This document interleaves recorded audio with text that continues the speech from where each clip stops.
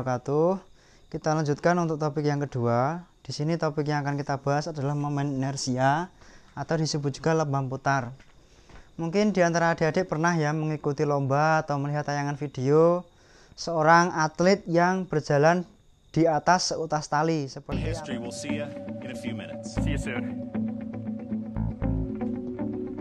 Jangan pernah sekali-kali meniru aksi berbahaya ini. Minggu 24 Juni waktu setempat, seorang pemain sirkus kenamaan, Nick Wallenda, melakukan aksi ekstrim yang bisa menghilangkan nyawanya. Meniti sebuah tali baja melewati jurang tanpa alat pengaman. Ya, aksi Wallenda ini bisa dibilang nekat. Hanya tongkat sebagai penyeimbang inilah tumpuan hidupnya. Nick menyeberangi Grand Canyon, sebuah jurang setinggi 457 meter. Ia harus berjalan di atas sebuah tali baja yang hanya setebal 5 cm sejauh 1,2 km. Aksi Nick ini dilakukan tanpa harness atau tanpa pengaman.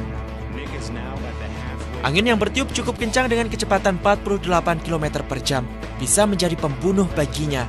Bahkan Nick harus berhenti dan berjongkok selama 22 menit saat angin menghempas tubuhnya. Ia harus kembali menyeimbangkan tubuhnya dengan irama tali agar tak terjatuh. Sepatu kulit rusa membantunya untuk mencengkram tali baja yang ia lintasi. Setengah berlari, Nick Wallenda menghabiskan titian terakhirnya. Perjuangan ini berhasil dengan selamat. Ini adalah mimpi Nick Wallenda sejak kecil, berhasil melintasi Grand Canyon dengan seutas tali. Di tahun sebelumnya, Nick berhasil mencatat namanya di rekor dunia dengan melintasi air terjun Niagara.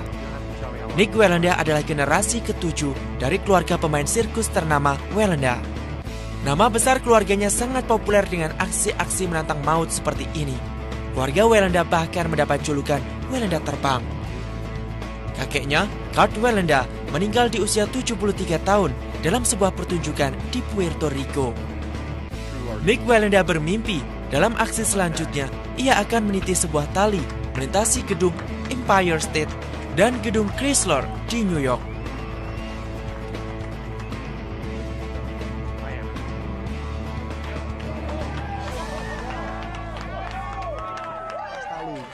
Biasanya kalau adik-adik diminta untuk melakukan berjalan pada seutas tali atau jembatan yang kecil atau misalnya bambu kecil, itu apa yang adik-adik lakukan? Biasanya ya seperti ini ya. Biasanya kalau kita diminta untuk berjalan pada jalan yang sangat kecil atau misalnya jembatan yang sangat kecil, itu tangan kita pasti akan begini. Kira-kira kenapa kok adik-adik seperti itu? Apakah untuk kesetimbangan berkaitan dengan titik berat tubuh adik-adik? Tidak ya. Jadi itu memang sih ada pengaruhnya, tapi kenapa kita merentangkan tangan ketika melewati jembatan yang sempit itu bukan semata karena titik berat kita. Karena kita berdiri tegak saja, titik berat kita itu sudah pas di tengah-tengah ya. Kita tidak perlu merentangkan tangan untuk titik beratnya di tengah-tengah pas. Jadi sebenarnya apa? Ya coba ya kita praktekkan sama-sama. Coba adik-adik ikuti gerakan saya ya. Jadi pertama ya, tangan adik-adik letakkan di sini, kemudian pinggangnya adik-adik kalian putar seperti ini. Ya. Terus sambil sekarang rentangkan tangannya. Jangan sampai tangan ini bergerak terhadap bahu, jadi dipaku ya seakan-akan mati seperti itu ya. Jadi coba adik-adik putar kembali. Bagaimana rasanya adik-adik? Apakah lebih berat atau lebih ringan atau sama saja? Jadi antara gerakan yang seperti ini sama merentangkan tangan, kira-kira sama saja, lebih berat atau lebih ringan adik-adik? Ya pasti adik-adik yang melakukannya akan merasakan ketika merentangkan tangan itu memutar bahu itu akan terasa lebih berat. Ya itu sama ya untuk kasus orang yang berjalan pada seutas tali. Dia butuh tongkat yang sangat panjang. Untuk apa? Ya karena ketika tongkatnya itu sangat panjang, dia kan semakin sulit kan untuk diputar seperti ini. Sehingga tongkat itu nanti bisa jadi pegangan. Jadi kalau tongkatnya itu sangat panjang, tongkatnya itu akan lebih sulit untuk digerak-gerakkan seperti ini. Sehingga ketika dia berjalan di atas tali, tongkat itu akan bisa digunakan untuk pegangan. Karena dia tidak mudah berputar tongkatnya. Nah itu kaitan dengan konsep yang akan kita pelajari, yaitu momen inersia atau lembam putar. Jadi dari yang kita praktekkan tadi, lembam putar itu dipengaruhi oleh apa adik-adik? Kalau melipat tangan sama merentangkan tangan. Ini kan masanya tubuh kita kan sama saja toh, hanya berbeda apa? Berbeda jarak saja toh ya. Sebelum di sini sama di sini berbeda jarak saja.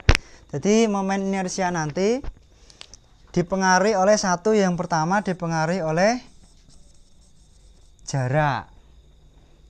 Karena gerakannya berputar, jarak ini nanti kemudian disebut sebagai jari-jari. Terus yang kedua apa? Misalnya adik-adik merentangkan tangan begini, sama merentangkan sambil memegang suatu benda yang berat, misalnya buku ya. Jadi coba adik-adik bawa buku paketnya seperti ini ya, misalnya adik-adik putar seperti ini.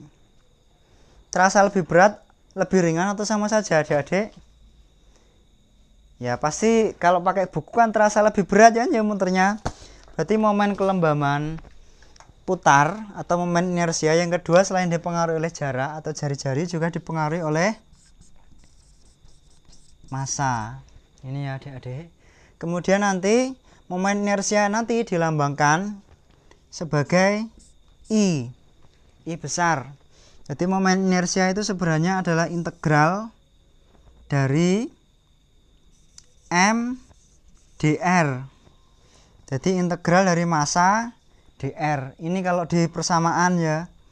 Tapi persamaan untuk integral ini adik-adik belum mendapatkannya di kelas 2. Di awal kelas 2 ini. Ini nanti di matematika akan dipelajari lebih lanjut. Jadi momen inersia itu kurang lebihnya seperti ini ya.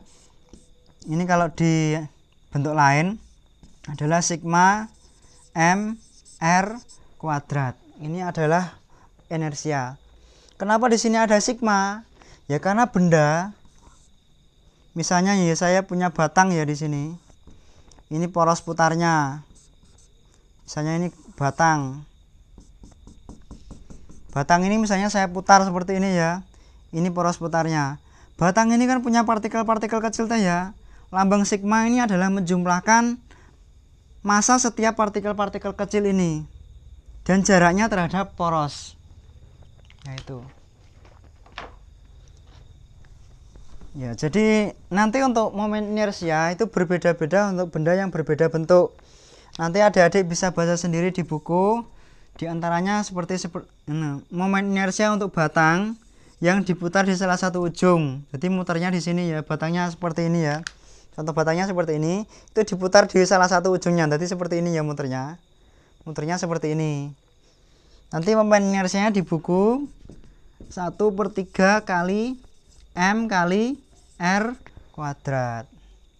Ini R-nya itu adalah panjang batangnya ya, bukan jarak pusat massa batang ke poros putar, bukan.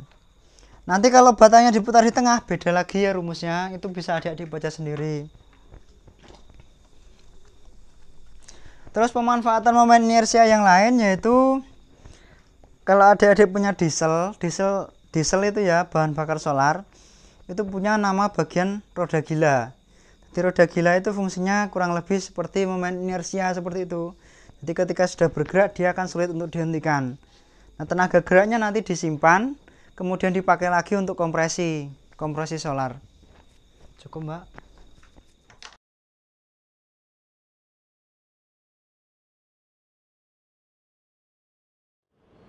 Merasa butuh kecepatan? Jika mengendarai sepeda Maxwell von Stein, Anda akan sampai ke tujuan dalam sekejap tanpa harus berkeringat. Sepeda roda gila karya mahasiswa teknik ini memakai prinsip yang sama seperti mobil hibrida. Roda gila digunakan untuk menyalurkan dan menyimpan energi kinetik yang mendorong kecepatan sepeda. Teknologi ini memakai 7 kg roda gila besi cor yang diambil dari mesin mobil. Roda gila ditaruh di tengah-tengah bingkai sepeda dan direkatkan ke roda belakang melalui transmisi variabel berkelanjutan. Transmisi mengontrol bagaimana energi didistribusikan antara sepeda dan roda gila. Jika ingin memperlambat, putarlah transmisi itu, yang diatur pada stang di kanan. Dengannya, Anda meningkatkan kecepatan roda gila dan mengurangi kecepatan sepeda. Setelah roda layang berputar sangat cepat, Anda punya energi yang tersimpan di sana. Ketika ingin mempercepat, geserlah transmisi ke arah berlawanan untuk meningkatkan kecepatan. Von Stein berkata, ia suka berpikir tentang proses ini, mengisi energi roda gila dan mempercepat sepeda. Namun tujuannya bukanlah untuk menciptakan sepeda yang lebih baik. Ia berharap untuk mengembangkan eksperimen ini sebagai dasar sistem energi kinetik roda gila untuk mobil. Menurutnya, ini adalah alternatif lebih baik daripada baterai, karena lebih ringan dan mudah dikemas. Beberapa perusahaan mobil Eropa sudah bereksperimen dengan teknologi roda gila. Von Stein sendiri memperkirakan mobil pengereman regeneratif bisa memasuki pasar tahun 2013.